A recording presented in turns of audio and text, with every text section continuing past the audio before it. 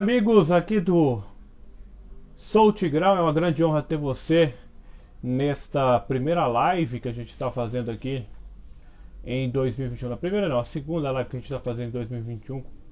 E hoje a gente vai ter o Tim que foi ídolo da camisa do Vila Nova. Hoje é comentário esportivo, só que o nosso bate-papo vai ser diferente hoje. Hoje a gente vai analisar o momento do Vila, né, nas competições e na Copa Verde. Vamos falar um pouco também da Série C. O time conquistou o título e vamos falar do futuro do Vila na Série B e também no Campeonato Goiano. Quinta-feira o Vila enfrenta o Jaraguá pelas quartas de finais do Campeonato Goiano. Deixa eu chamar o nosso querido Tim aqui para participar da nossa live.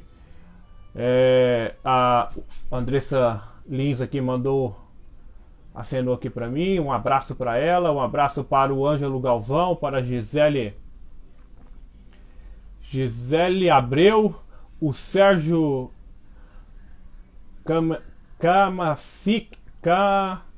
Sérgio Caminice. Sérgio Caminice acabou de entrar aqui conosco também.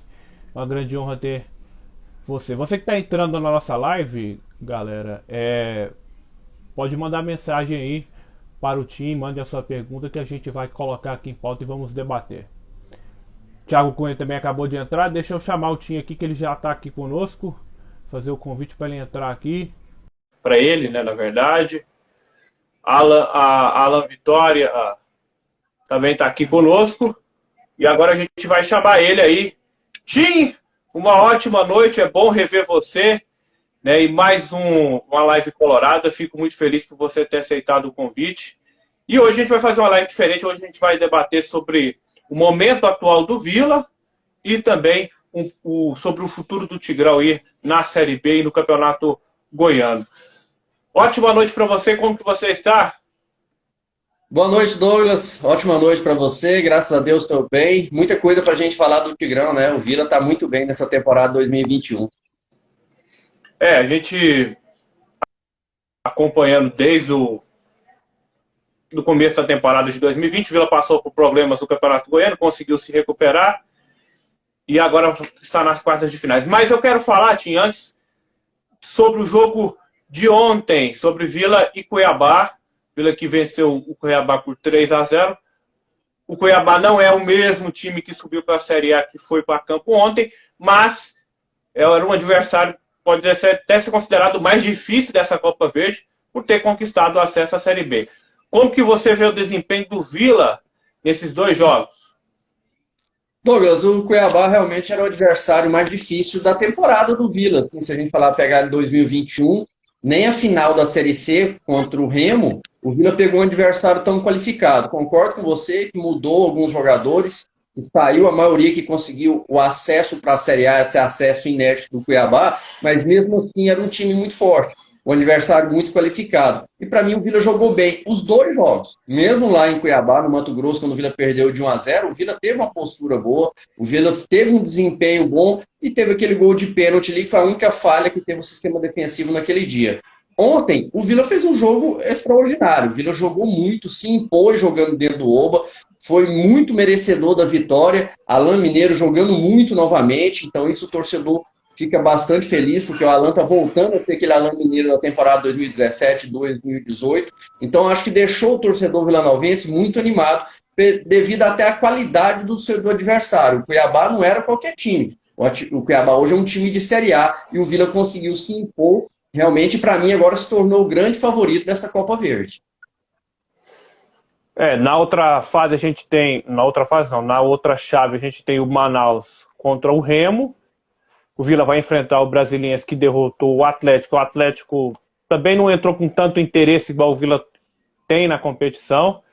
Isso é um fator que pode ajudar bastante, né, Tim? O interesse em disputar a Copa Verde, eu acho que, assim, não que não tenha a mesma importância que o Campeonato Goiano, mas o título da Copa Verde pode garantir um futuro muito bom para o Vila lá na frente, na questão financeira e também de visibilidade. Vai entrar numa fase interessante da Copa do Brasil, onde pode pegar um time da Série A ou o time que está disputando a Libertadores. E isso é uma visibilidade muito boa para o Vila, que quem sabe se o Vila, se caso for campeão da Copa Verde, possa estar bem na Série B e consegue chegar igual até a semifinal ou até a final. O América mesmo teve na semifinal contra o Palmeiras.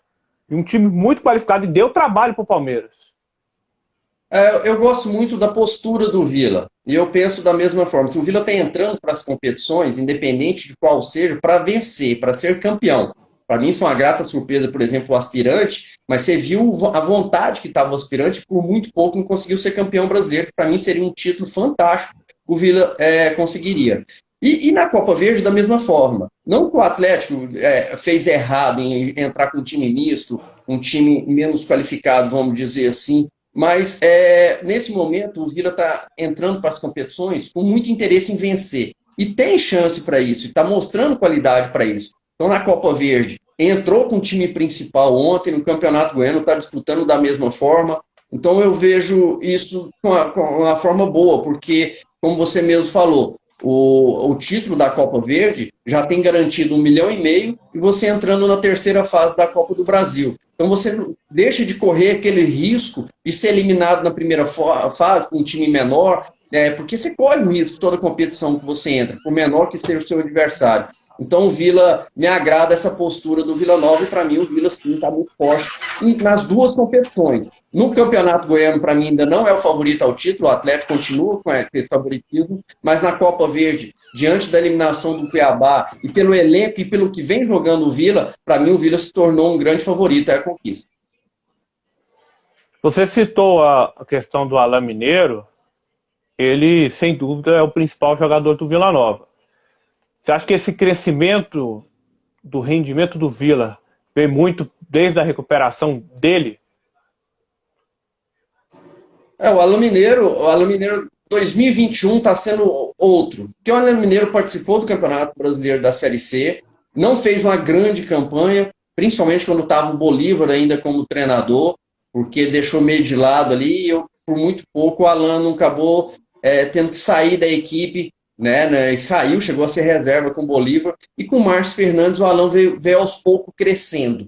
Em 2021, já nesses jogos de 2021, ele tem feito grandes jogos, ele tem voltou realmente a ser aquele Alain Mineiro ídolo da torcida, que faz a diferença nos jogos quando ele participa, tem feito os gols, fez gols importantes. A gente pegar o gol dele contra o Santa Cruz, naquele momento que o Vila estava ali ameaçado de perder o acesso para a Série B, foi decisivo o gol, fez gol na final, nas finais, né, nos 2 jogos contra o Remo, fez gol ontem, um golaço ontem mais uma vez. Então, assim, eu acho que o crescimento do time deve muito a isso também, mas também passa muito pelo trabalho do Márcio Fernandes, que para mim até de forma surpreendente, né? Se a gente pegar o trabalho dele na Série C, ele caiu com 13 e conquista o título com o Vila Nova, mas o Márcio Fernandes hoje tem a cara do Vila Nova e ele soube lidar muito bem com esse grupo de atletas aí. Para mim foi onde se perdeu o Bolívar lá no Campeonato Brasileiro da Série C. Ele não soube lidar com o grupo e ele perdeu o grupo em algumas atitudes que ele tomou errado. Então o Márcio encaixou muito bem, e junto com o Márcio o crescimento de um craque que é o Alain Mineiro. Eu concordo com você, Tinho. Eu acho que muito também acho da inexperiência do Bolívar, né? Tá começando a carreira agora como treinador, né? Pegou um time de massa, né? Que é o Vila pela primeira vez, e serve de lição para ele, né? Eu acho que também fez contratações que, sinceramente, não acrescentaram em nada. Acho que o Vila acabou gastando dinheiro em jogadores que nem precisavam trazer, que eu acho que poderia utilizar boa parte da base, igual o João Pedro está sendo utilizado aí na Copa Verde, está indo muito bem. Acho que faltou um pouco de experiência para o Bolívar. O Vila acertou demais em trazer o Márcio Fernandes. Eu acho que foi uma das melhores contratações que o Vila fez nos últimos anos. Quando ele foi campeão em 2015 e depois saiu, depois de 3 rodadas para 2016, o Vila tinha que ter brigado para ele continuar na equipe, porque ele ajudou na montagem do time. Não vou dizer que assim, o Rogério Mancini também fez um trabalho depois muito bom no Vila, mas eu acho que se o Márcio Fernandes continuou naquele ano de 2016, eu acho que o Vila poderia ter alcançado algo a mais, tanto no Campeonato Goiano quanto na Série B. E hoje eu vejo que a diretoria confia no trabalho dele, está buscando a permanência dele, se caso ele ficar, né, e eu acho que isso vai acontecer, o Vila tem só a ganhar, porque a continuidade do trabalho, por mais que foi em cima foi numa situação complicada, que já no quadrangular final, né, com a situação do Bolívar, que estava brigado com o elenco, ele assumiu, conseguiu dar sequência, né, a essa busca pelo acesso e pelo título. Eu acho que Márcio Fernandes se mantendo mais tempo no Vila, o Vila tem chances de chegar longe, tanto na Copa Verde quanto no Campeonato Goiano e na Série B. O Márcio ele encaixa muito bem com o presidente o Jorge Bravo, né? Então, naquele momento ali que ele voltou, o Hugo apostou nele depois da saída do Bolívar, para mim foi muito isso, foi aquela bola de segurança. O Hugo conhecia muito bem o Márcio Fernandes conhecia muito bem o Vila, conhecia o elenco do Vila Nova, que tinha enfrentado quando ele estava no 13 da Paraíba. Então, foi aquela cartada certa ali que o Vila fez. E para mim, isso também, a diretoria do Vila tem acertado muito. Muito. O Hugo tem acertado muito nesse comando do Vila Nova, nas tomadas de decisões. Para mim, ele errou lá no início, na montagem daquele elenco, o início do Campeonato Goiano não ficou tão forte assim, tanto que o Vila demorou a conseguir sua classificação, só foi conseguir a classificação agora nesse último jogo contra o Goiânia. Então, mas depois, do meio do ano para frente, quando o Vila remontou a equipe para o Campeonato Brasileiro, a diretoria, para mim, só acertou. Várias contratações com qualidade, mesmo a questão do Bolívar, foi certa a hora de trocar o Bolívar, ele era apostado no Bolívar, o Bolívar estava indo bem, e para mim o Bolívar, por ter sido ex-jogador, ele cometeu erros que não deveria ter cometidos, porque ele sabe como que é um grupo de futebol, como que é um grupo de jogadores, que ele esteve do outro lado. Então a questão da injustiça que ele fez com o Clériston, da maneira que ele colocou, as indicações que ele trouxe, e os jogadores não dando certo, ele insistiu nesses jogadores que era indicação dele, o que ele fez com o próprio Alain Mineiro, tirar o Alan do time da maneira que ele tirou. Então, para mim, ele cometeu esses equívocos e a diretoria foi pontual. No primeiro jogo daquele quadrangular contra o Ituano, quando o Vila perde aqui em Goiânia, a diretoria já trocou e aí foi na bola de segurança. Aí o Márcio veio, conhecia o elenco, não inventou, começou devagarzinho fazendo um simples. O time ainda deu uma oscilada, tanto que perde aquele jogo por Brusque aqui no Oba, que deixou o torcedor muito assustado, mas depois o time foi engrenando. Daquele jogo para cá, o Vila só foi crescendo, o Vila só foi melhorando. Então conseguiu acesso naquele jogo histórico contra o Ituano, depois consegue o título atropelando o Remo, está indo bem na Copa Verde, atropelou os times que o Goiânia no Campeonato Goiano. Então, para mim, o Márcio realmente ele teve uma participação fundamental no título da Série C, e é lógico que a gente torce para continuidade, porque está dando certo. Ele conhece muito bem o Vila, conhece a diretoria conhece o Márcio, e o time está cada vez melhor. Agora é acertar nas contratações para o time crescer ainda mais, e o Vila vai chegando forte nas competições. Está vivo ainda dentro do Campeonato Goiano, e a gente sabe o tanto que o Vila está buscando esse título do Campeonato Goiano, porque já vão inteirar aí 16 anos sem a conquista do título, né? Se a gente lembrar, o último foi em 2005, e eu ainda jogava. Você levantou a taça da última conquista do Campeonato Goiano. Deixa eu dar moral para a galera que está entrando aqui. O Marcelo Abrão, o grande Tinho, nosso eterno ídolo. A Juliana Vargas, gosto demais desse comentarista da Rádio Sagres. Deixa eu ver mais mensagens aqui da galera. Tem muita gente entrando aqui, acompanhando a nossa live. O Bruno Nino, grande Tim. Cristiana Delvado aqui, dizendo aqui, colocando tacinhas de título. Daqui a pouco a gente lê mais mensagens. Você que está acompanhando a nossa live, pode mandar mensagens aí para o Tim ou para mim. A gente vai ler aqui e colocar em debate. Tim, você falou que a diretoria acertou, né? Como a gente falou aí de ter mandado embora o Bolívar, né? De ter confiado no trabalho do Márcio Fernandes. Quais erros que a diretoria cometeu para esse 2021? Você acha que poderia ter renovado com alguns jogadores que ajudaram no acesso? Douglas, desses jogadores que saíram até agora, muitos torcedores a gente ouviu, e a minha opinião, assim, a gente poderia discutir dois casos, o do Biancucci e do Adalberto. Foram jogadores importantes para a conquista do acesso para a Série B, da conquista do título. O Biancucci fez o gol do acesso naquele jogo contra o Ituano. Só que assim, eu não acho que a diretoria errou. porque o torcedor, ele vive muito da paixão, do momento. Então, assim, o Biancucci foi um jogador histórico. Entrou para a história do Vila. Não só ele, o elenco todo, mas ele entra mais ainda porque ele foi o protagonista naquele jogo contra o Ituano que deu acesso. Ele faz o gol decisivo naquela vitória histórica. Então ele fica no coração dos torcedores. Só que a diretoria não pode agir com emoção, com amor. Ele tem que agir com a razão. E a gente sabe que a temporada de 2021, o Campeonato Brasileiro da Série B, vai ser um campeonato muito difícil. E o Vila tem que se qualificar. O Vila não pode, de maneira nenhuma mais, querer ser campeão da Série C. Esquece Série C. O Vila tem que buscar de Série B para cima agora, sonhar realmente grande, sonhar em chegar na Série A.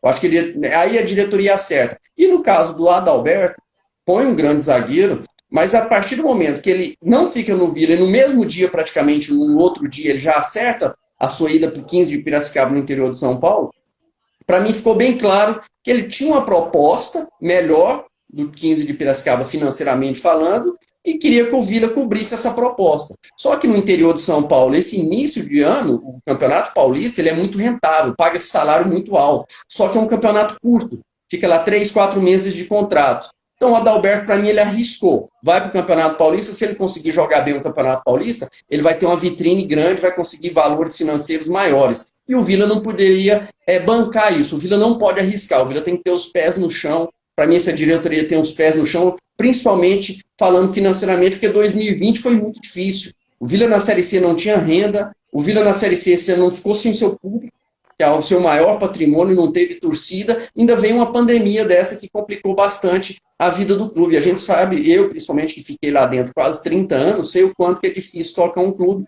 ainda mais sem dinheiro. Então, por isso que eu acho que a diretoria, em 2021, até o momento, só acertou. Eu acho que deveria ter renovado com o Biancucci.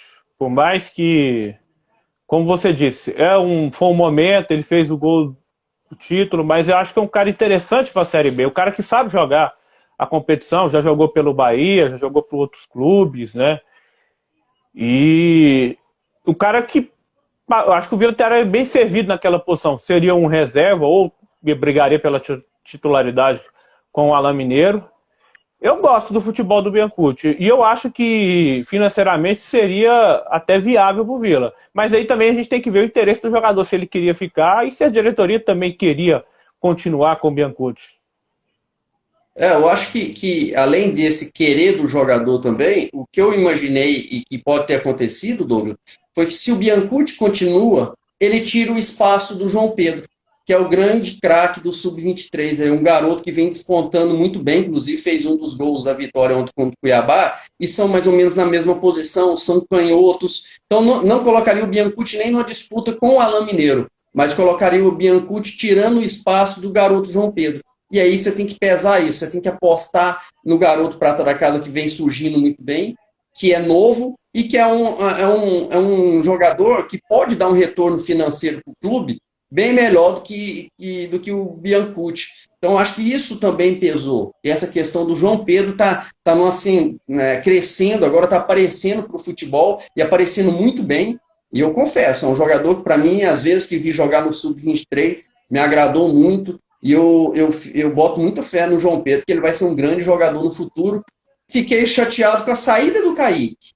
A saída do Kaique, porque era o João Pedro e o Kaique, para mim, eram as duas grandes estrelas que estavam surgindo aí no Vila. Então, essa saída prematura do Kaique me deixou meio chateado, assim. Não vou crucificar a diretoria, como te falei, para mim eles só acertaram, porque a gente não sabe a questão financeira do clube, às vezes, e não sei como que foi a negociação do Kaique, o quanto o Vila recebeu para isso. Mas a gente sabe que o Vila, nesse momento, precisa muito desse dinheiro para cobrir, para continuar honrando seus compromissos. Então, a saída do Kaique, eu lamento muito, mas entendo a diretoria. Concordo com você também, Tim. Um jogador que se destacou muito na Série C, sempre quando entrava, às vezes que foi titular. Tem muitos jogos que ele sofreu pênaltis que o Vila tirou desse pênalti a vitória do jogo. Então, um cara que contribuiu bastante e poderia, sim, ter mais sequência com a camisa do Vila. Como você disse, a gente não sabe, às vezes o atleta também queria ir embora, né, por conta dessa proposta. Então, assim, são situações que a gente que acompanha de fora, até eu, concordo com você, queria que o Kaique ficasse, mas ele sabe o melhor para ele também. Se às vezes é interessante para ele às vezes não tá com a cabeça mais no Vila, né? E é interessante para o clube essa questão financeira, que o Vila precisa de dinheiro, né? Claro, vai vir um dinheiro da Série B, mas sem o público, a situação do Vila se complica financeiramente, porque o público é uma fonte de renda muito grande do Vila. Não que os patrocinadores, que as vendas de jogadores, também não seja, mas o público, a gente pode dizer que é uma renda fixa do Vila. Uma renda que o Vila tem fixa, que esse ano de 2020 não teve no começo, né, até parar o Campeonato Goiano, mas a gente teve a Série C toda e vai ter até quando as torcidas voltarem, sem essa renda fixa de bilheteria. Sem dúvida nenhuma. A questão do público para o Vila, e eu confesso para você que algumas vezes fui no Vila para trabalhar em jogos do Sub-23 e conversei com vários amigos que tem lá dentro ainda, funcionários, e o Hugo e sua diretoria conseguiu manter tudo em dia. E numa Série C que você não tem a receita da televisão, você não tem de onde tirar dinheiro, e a gente sabe que o Vila tem muitas dívidas trabalhistas também. Então, acho que o trabalho da diretoria foi fantástico. Aí entra também o trabalho do Murilo Reis, que é o diretor de marketing, que conseguiu atrair vários patrocinadores ali para ajudar o Vila Nova. Então, nessa questão, o torcedor fez muita falta, né? Acho que a gente sente falta demais, torce para que essa torcida possa voltar o mais rápido possível. Da maneira geral, lógico, com segurança acima de tudo, mas o torcedor faz muita falta. E esse torcedor, você imagina nessa campanha que o Vila fez na Série C, jogando no Oba, era casa cheia ali e praticamente todos os jogos, porque a campanha do Vila foi muito sólida. Então, uma renda, uma receita muito grande que o Vila perdeu, ou deixou de ganhar, né, porque não tinha seu torcedor ao seu lado ali. Então, acho que por isso mesmo tem que dar mais crédito ainda para a diretoria, porque sem essa renda que era da torcida, da bilheteria, o Vila conseguiu manter a casa em dia, conseguiu honrar com seus compromissos e foi premiado com acesso e também o título. E quando você jogava no Vila, a Série B também não dava tanto lucro assim financeiramente não, né? Foi depois que o Palmeiras e o Botafogo foram rebaixados que a Série B começou a ser valorizada a partir de 2003. Era difícil também, né, Tim? Sem renda de televisão naquela época era só a Série A, que dava lucro para os clubes, né, questão de direito de televisão. Era mais ou menos semelhante que o Vila passa hoje? Realmente era muito difícil. E tinha uma dificuldade maior, né? Se a gente pegar hoje, o acesso são de 4 equipes. 4 equipes sobem da Série B para C, da C para B, e 4 sobem da Série B para a Série A, automaticamente é rebaixado 4 também de categorias. Na minha época que eu joguei, principalmente a Série B, só subiam 2. Então, assim, o Vila, eu quando joguei em 97 e também em 99, nós ficamos entre os 4 melhores equipes, né? Então, se subissem 4 naquela época, eu tinha conseguido 2 acessos com o Vila Nova para uma Série A, que seria histórico, seria um marco gigantesco, não só para mim, mas para o clube, que a gente sabe que é o maior sonho do vilanovense é chegar numa Série A. Agora, essa questão financeira, esse ano em específico, ela está mais organizada, ela está mais justa, vamos dizer assim. E mudou depois que os times grandes realmente começaram a cair, como você lembrou bem, Palmeiras, Botafogo, caiu o Grêmio, caiu o Corinthians, né, caiu o Inter, e agora o Cruzeiro está aí, o Botafogo já caiu. Só que antigamente os times caíam da Série A, e a gente sabe que os valores na Série A são valores astronômicos. Times grandes, quanto maior o time, maior é o clube arrecada do direito de televisão, né? Então, da Globo lá, principalmente, tem times aí que arrecadam mais de 200, chega a 300 milhões por ano da receita da televisão. Antigamente, quando esses times caíam, qualquer time que estava na Série A e era rebaixado para a Série B, a Globo mantinha o mesmo valor para ele disputar a Série B. Então, você pega um time como o Corinthians, que ganha lá seus 250, 300 milhões por ano, ele mantinha esse valor na Série B. Então, ele já chegava com um grande favoritismo, não só pela tradição de ser o Corinthians, mas pela diferença financeira que ele arrecada na Série B diante de outras equipes. Você pega o Vila arrecadava em torno de 4 milhões. Aí, como que você vai brigar, você recebendo 4 milhões, com um time que ganha 300 milhões?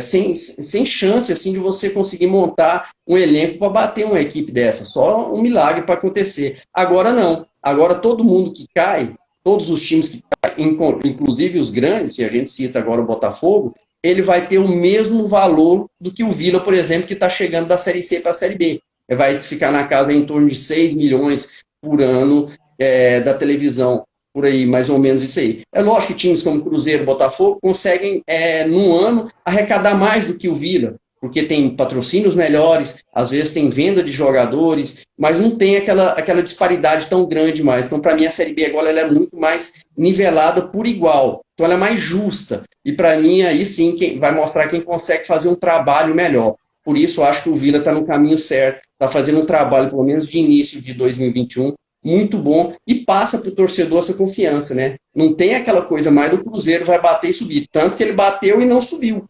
Não conseguiu subir. Então é muito igual. Quase caiu, né? Quase foi rebaixado para a Série C.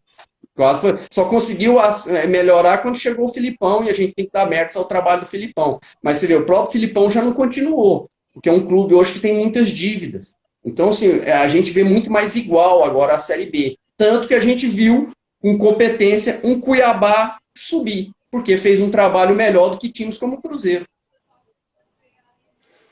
E Tim, você contou essa questão essa discrepância que tinha antigamente. Hoje, eu penso que a CBF, junto com a Rede Globo, que é detentora dos direitos da Série A e da Série B, deveriam ter feito isso bem antes, né? Porque não é justo você rebaixar a divisão e ganhar 10 vezes acima do que o outro que, por exemplo, acabou de subir da Série C, ou um que já está há muito tempo, né? Eu acho que é você beneficiar demais quem já é grande e impede de outros que possam chegar à Série A ou possam crescer de tamanho, crescer de estrutura, crescer de torcida, né, com essa situação, né? Isso foi uma coisa que eu penso que a CBF deveria ter feito há muito tempo, porque você que jogou nos anos 90 sabe, a CBF só tinha olhos para a Série A. A Série B ela não queria nem saber. A Rede Globo também, né? A Rede Globo não queria nem saber. O foco era a Série A, ainda mais depois que o Brasil ganhou a Copa de 94, o foco era a Série A. E foi interessar para a Série B quando viu a realidade dos grandes caindo. A gente tem que citar o Fluminense, mas o Fluminense naquela época a Globo também ignorou. Que foi em 97 que caiu para a Série B.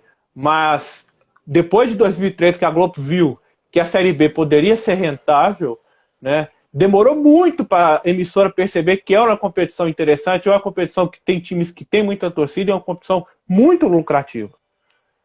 E eu penso que essa medida que a Globo tomou junto com a CBF vai ajudar demais clubes como o Vila Nova e outros do Brasil que possam ascender financeiramente e ascender a nível nacional. Você citou outro ponto, que era a questão do Cruzeiro. O Cruzeiro, como você disse, quase foi rebaixado. Não foi porque o Filipão ainda fez milagre, porque ele também estava muito descontente com o que estava acontecendo. Eu acho que ele fez mais por conta dos jogadores, que se fosse para a diretoria, foi o que ele fez. A última rodada ele largou de mão e falou, eu não vou continuar. Teve um jogo que o Cruzeiro jogou contra o Operário, que se o Operário estava empatando de 1-1, se o Operário ganha o jogo, isso foi na Arena Independência. O Operário chegava na última rodada com chances de subir. E o Cruzeiro continuava com chances de rebaixamento. O Cruzeiro foi ajudado, não vou dizer que foi ajudado, teve um erro de arbitragem grotesco, que anular um gol legítimo do Operário. Eu, opinião minha, acho que foi um pouco tendencioso, né? Não vou afirmar que isso foi arrumado, foi, como o pessoal fala, que foi uma coisa de propósito. Não vou dizer que foi não vou dizer que foi de propósito, mas eu acho que foi um pouco tendencioso.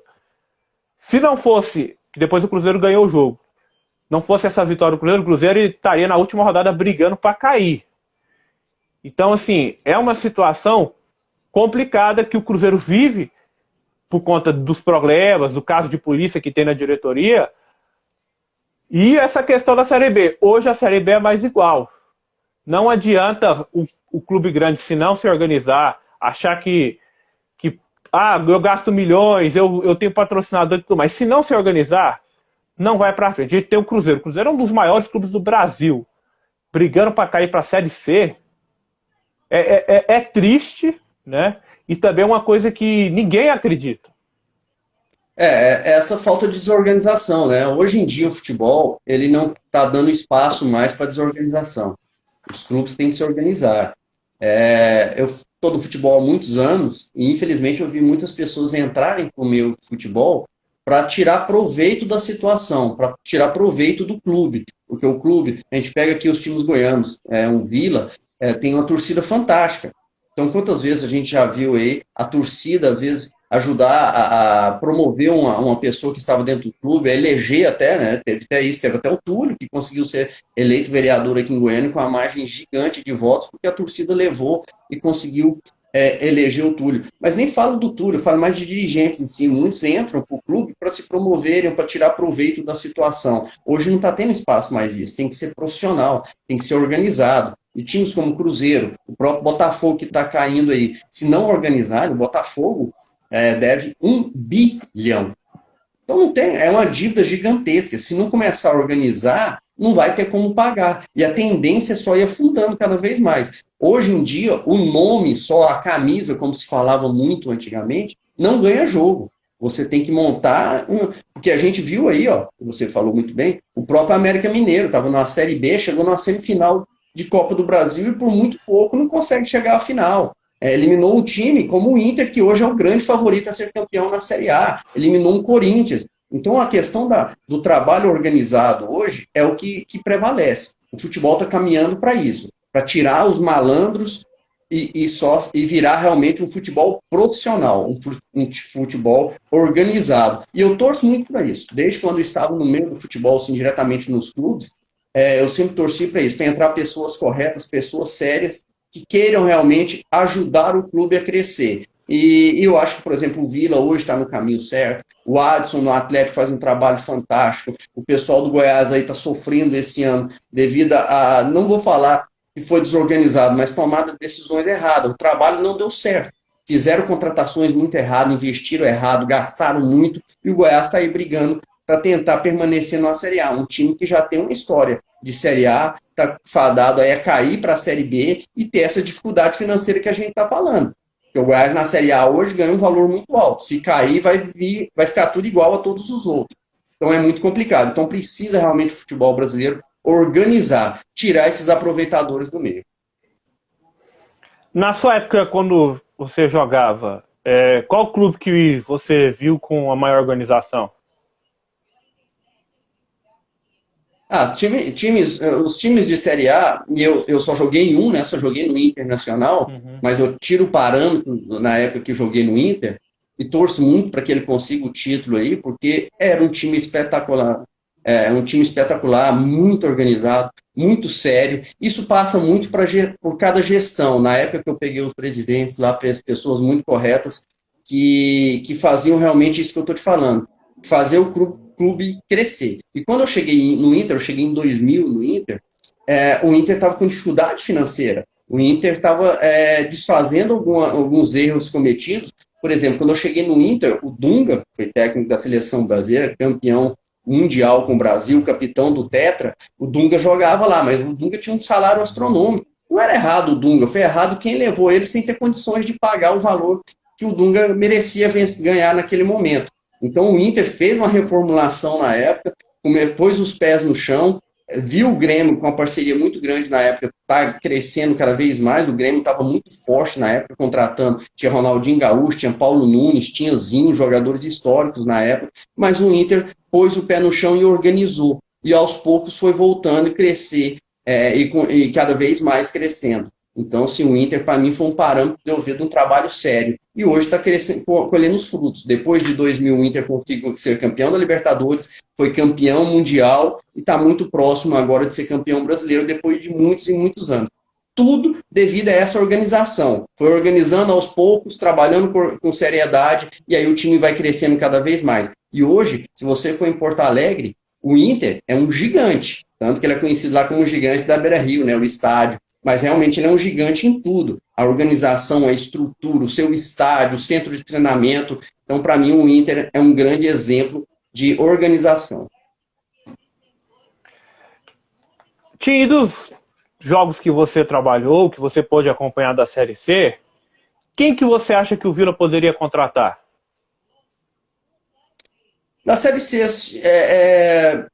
para mim o Atlético fez a grande tacada, né? O Atlético conseguiu fazer a grande tacada na Série C, que contratou o Wellington Rato. Contratou o Wellington Rato lá do Ferroviário, um time modesto que a gente via que não conseguiria chegar, que não tinha um elenco qualificado para buscar o acesso, o mesmo título, mas tinha um jogador diferenciado na época. E é difícil você imaginar isso, né? Um time de Série A buscar um jogador na Série C e o pior, ele dá certo. E o Wellington Rato foi esse grande jogador. Então, sim, teve jogador. A Série C, para mim, ela foi muito equilibrada. Tinha alguns clubes que eu gostei.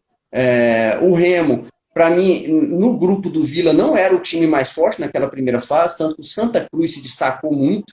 Santa Cruz foi o líder no geral, tinha jogadores experientes mesclados com bons jogadores novos, que deu certo. O Chiquinho no Santa Cruz era um jogador que me agradava muito, mas é um veterano, mas pelo que fez na Série C, chama atenção, e é um jogador que já é rodado, que jogou Série A, jogou Série B, não tinha condições de jogar. Mas a grande tacada para mim, quem fez foi o Atlético, ainda no meio da competição, em buscar o Wellington Rato, porque ele já mostrava ali na Série C que era um jogador diferenciado, que tinha qualidade para jogar séries acima. Eu também não acreditei que ele ia pular da C para A com tanta e conseguir mostrar o futebol com tanta velocidade, assim, com tanta rapidez. Mas em méritos para ele, teve personalidade para fazer na Série A o que ele vinha fazendo na Série C.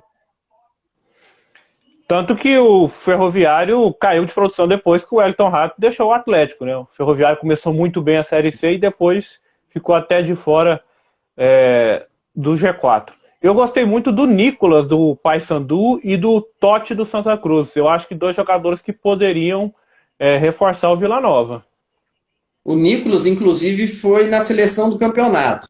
Entrou na seleção do campeonato. Eu contestei um pouco, Douglas, porque, para mim, pela regularidade, por ter chegado até o final e ter sido campeão e a importância que teve, o Henan foi mais jogador para mim do que o Nicolas. Mas é um grande jogador, é um grande atacante. Mas a partir do momento que o Vila trouxe o Pedro Júnior, aí fica difícil você ter três jogadores que não devem ser tão baratos assim, na mesma posição. É lógico que o ideal é você ter quanto mais qualidade, melhor no elenco. Mas quando você fala de Henan, Pedro Júnior, e se traz o Nicolas, além dessa disputa, dessa briga ali pela mesma posição, os valores salariais, para mim, meio que equivalem ali, então são valores altos, um time que está subindo agora da Série C. O Totti, muito bom jogador, chamou atenção realmente no Santa Cruz, mas se eu não estiver enganado, ele já renovou com o Santa Cruz foi rápido, conseguiu a permanência dele lá, mas era um jogador também que foi muito interessante nessa Série C. Mas eu acho que o Vila agora tem que buscar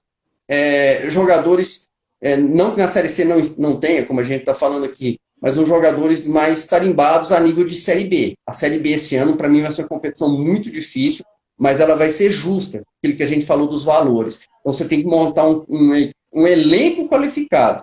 Não adianta você ter um time qualificado. Para mim, só que respondendo, o time do Remo era um time qualificado, não o elenco. Tanto que quando chegou na final, que perdeu muitos jogadores titulares naquele primeiro jogo aqui em Goiânia, devido à Covid, o Vila passou por cima. O Vila atropelou. O Vila foi campeão aqui em Goiânia naquele 5-1. Então mostrou que não tinha um elenco qualificado. E no Campeonato Brasileiro, quando é muito longo, são muitas rodadas, é a Série B, e são 38 jogos, você precisa ter um elenco qualificado, porque você vai perder jogadores por cartão, vai perder jogador por lesão. Então você tem que ter peça de reposição à altura. É o que eu espero que o Vila faça esse ano.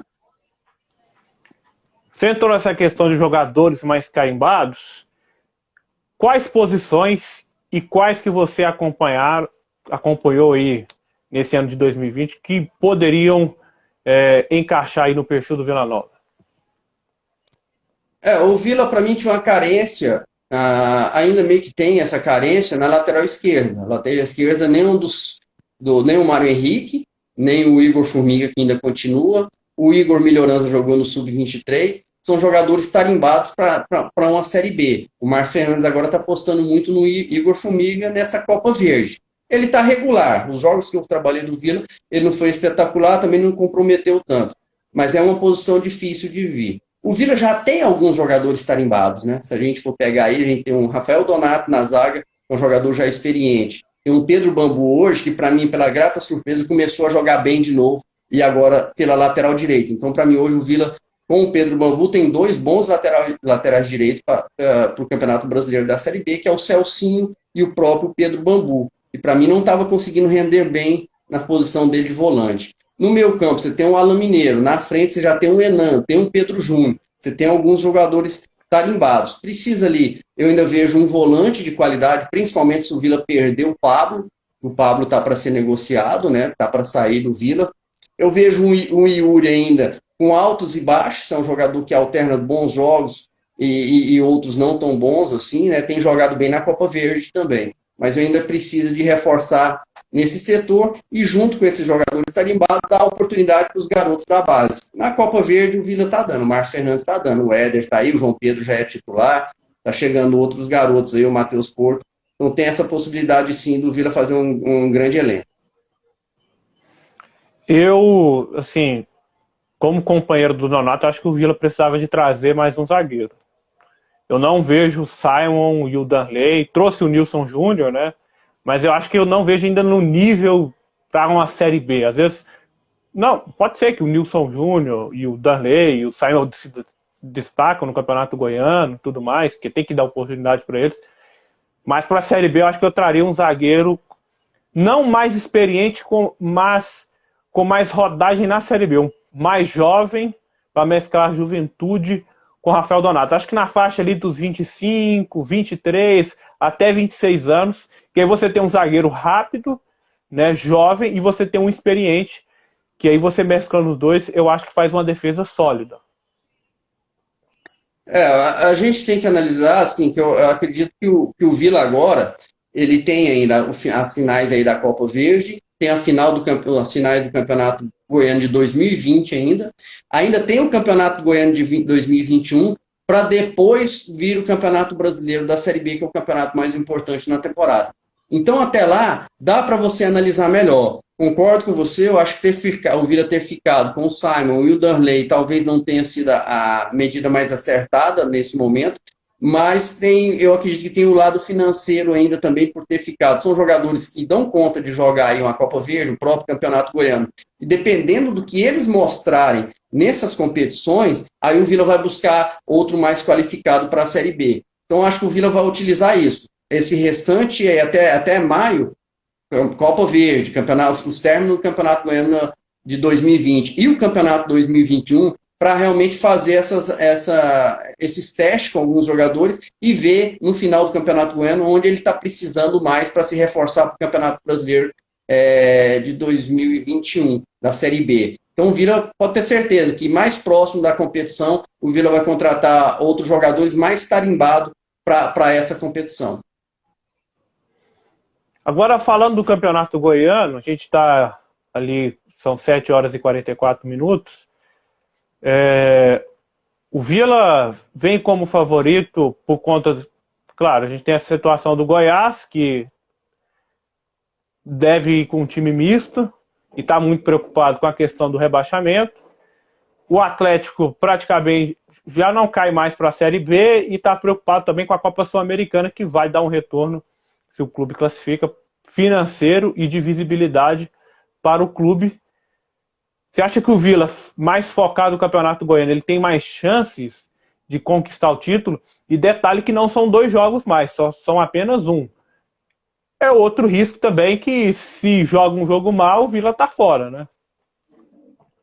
Essa questão do jogo único, eu até já falei algumas vezes lá na Sagres. Se eu sou um dirigente do interior, eu brigaria sempre no Congresso Técnico para ter esse jogo único nessas fases, quarta de final, na própria semifinal. Porque, para mim, aumenta a chance do time do interior. Se a gente pegar agora, a gente vai ter o confronto aí Aparecidense e Goiás. O Goiás tem a tendência a entrar, como você mesmo falou, com um time misto aí. Então, as chances da Aparecidense num jogo único, ela aumenta. Porque quando são 2 jogos, são o jogo mata-mata, se o Goiás perde o primeiro jogo, ele tem tempo ainda para escalar o time principal e depois reverter a situação. Num jogo único não dá. No jogo único você tem que arriscar. E por isso o Goiás vai arriscar e entrar com um time misto, correndo o risco, para mim, de ficar fora da semifinal, porque a equipe da Aparecidense é boa. O Vila, propriamente dito, para mim, o Vila melhorou muito. O Vila tem mostrado um futebol muito agradável de ver assim e passa a ser um grande candidato. Mas ainda não chega ao ponto da gente falar que o Vila é favorito diante do que joga o Atlético. O elenco do Atlético ainda é mais qualificado, para mim, continua sendo o grande favorito ao título do Campeonato Goiano 2020, mas eu confesso para você que se passarem os três, Vila, Goiás e Atlético, nessa semana aí nós teremos esses jogos decisivos. Se passar os três, a semifinal, de qualquer maneira, vai ter um clássico, ou Vila e Goiás, ou Vila e Atlético. Aí vai dar jogo bom. Eu acho que vai dar jogo bom, vai chamar a atenção, porque eu não acredito que mesmo o Goiás estando na situação que está, se trombar com o Vila numa semifinal, vai entrar com um time misto. Aí eu acho que o Goiás entra com o time principal que ele tem e o Vila com o time principal, e aí eu acho que dá um bom jogo. Não consigo falar para você nesse momento que mesmo o Goiás estando na Série A, com o elenco que tem, enfrentando o Vila Nova aí numa semifinal, que o Goiás é o grande favorito. Não vejo. Eu vejo uma igualdade muito grande devido ao crescimento do Vila. O Vila está com um time muito organizado no momento, então acho que o Vila chega forte sim, mas para mim ainda um pouco atrás do Atlético. Vamos ler mensagens da galera aqui. O Jean Brazuca, estou em França. Estou na França. Eu achei que ele estava falando que estava em Francana. Estou na França. Mande um abraço aqui para a galera vilanovense. Um abraço aí para o Jean, lá na França, acompanhando a nossa live. Ele que deve estar adorando ver o Tigrão, né?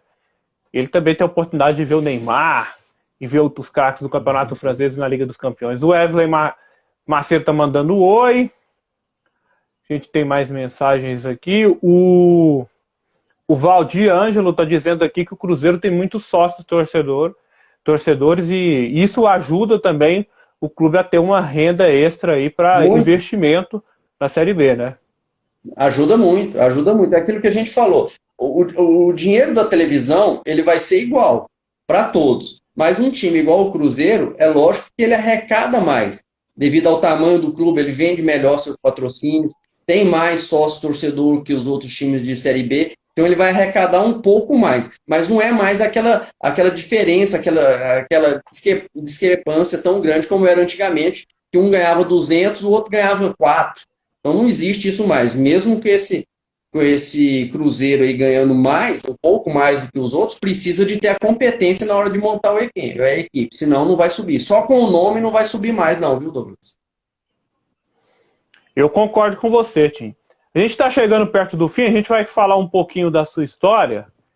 Queria que você contasse para nós um gol inesquecível que você fez. Perdão, deu uma falhada aí, cortou. A gente Perdão, não ouvi, vai... deu uma falhada. Ah, sim. Consegue me ouvir, Tim? Tá meio falhando, mas dá, pronto falar, acho que dá para ouvir sim.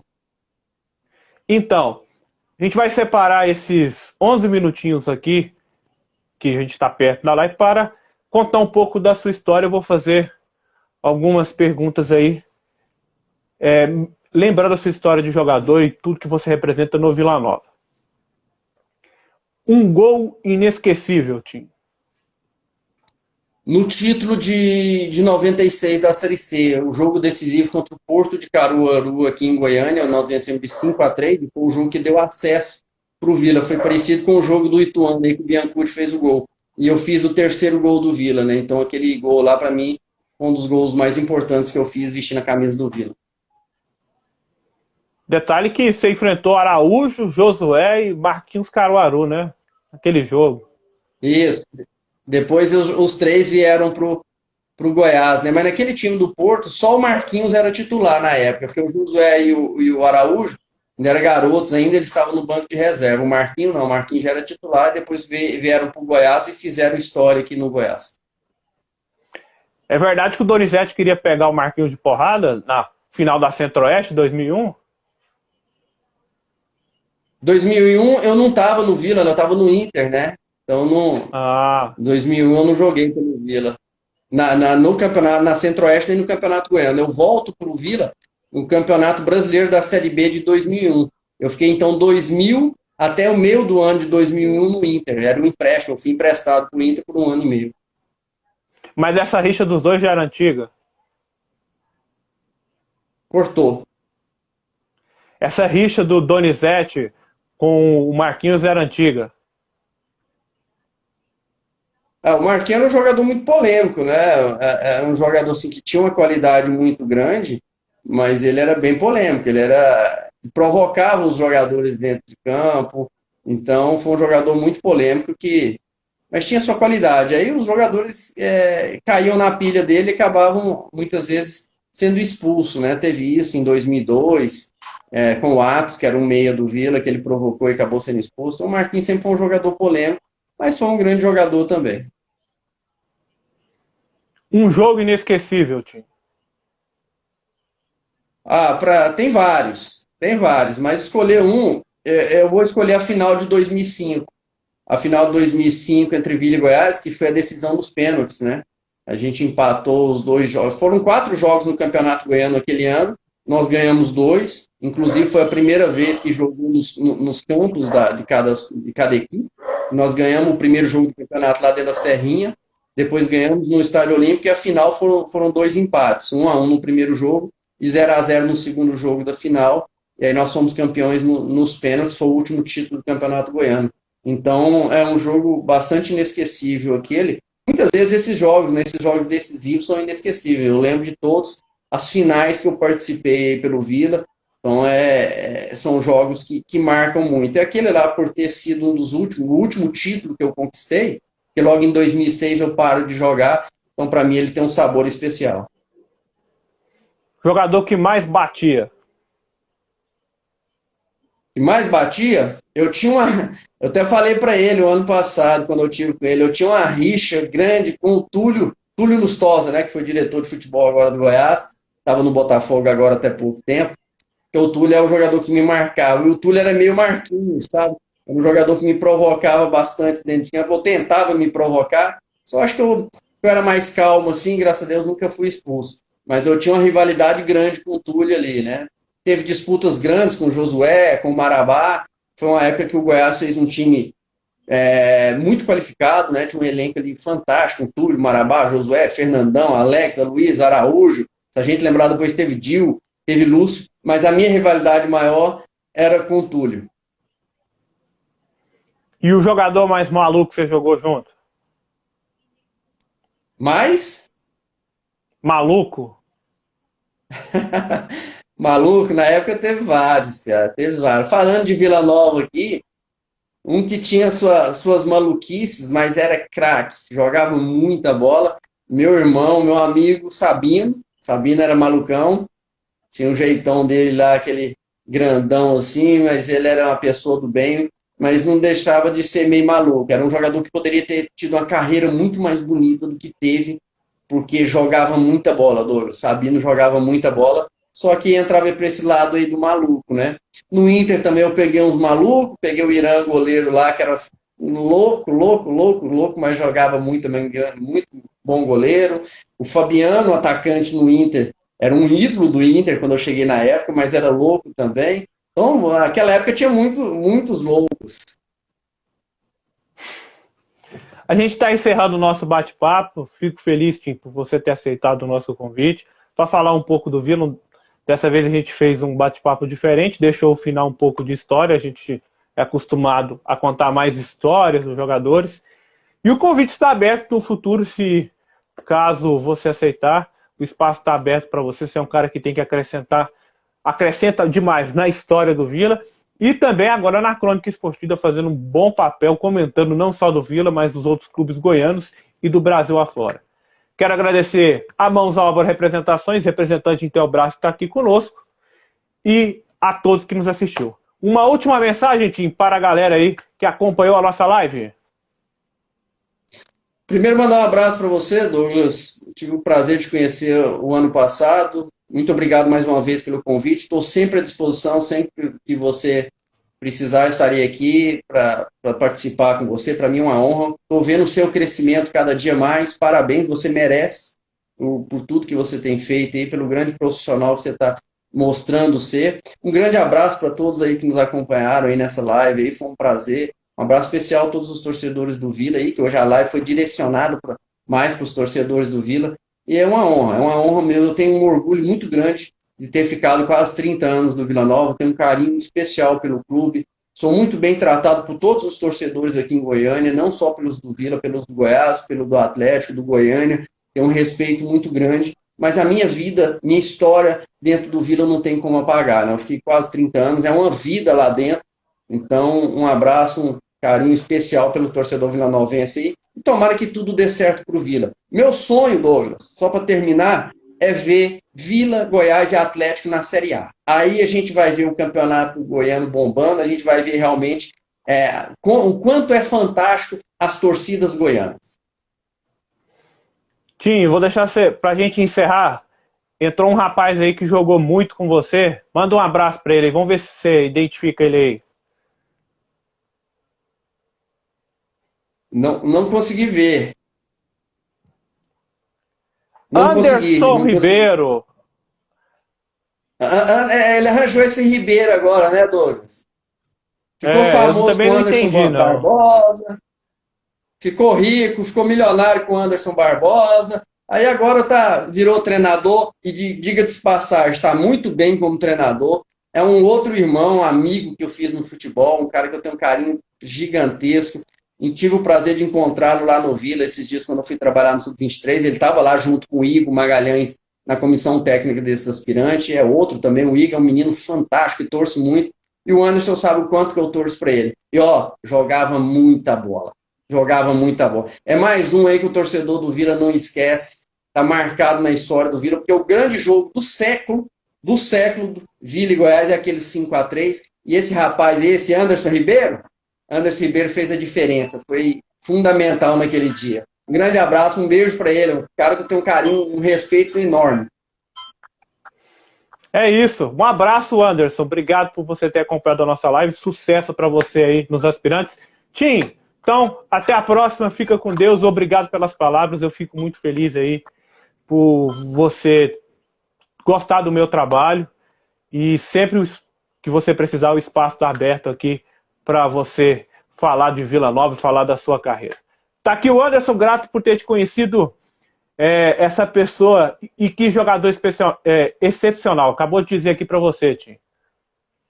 Obrigado. Anderson irmão. Douglas, brigadão, cara. Tô te acompanhando sempre. Sempre que dá, eu tô entrando nas suas lives aí, de vez em quando, para acompanhar, que você faz grandes entrevistas aí. Parabéns, realmente. Estou aqui à disposição para você. Um grande abraço a todos que nos acompanharam aí nessa live, os torcedores aí. Eu fico muito elogiado com os tantos carinhos, tantas mensagens de incentivo aí que eu recebi, porque quando joguei eu tentei fazer o melhor. Acho que não consegui todos os meus sonhos, mas fiz o máximo para chegar perto deles. É isso. Fica com Deus e até a próxima.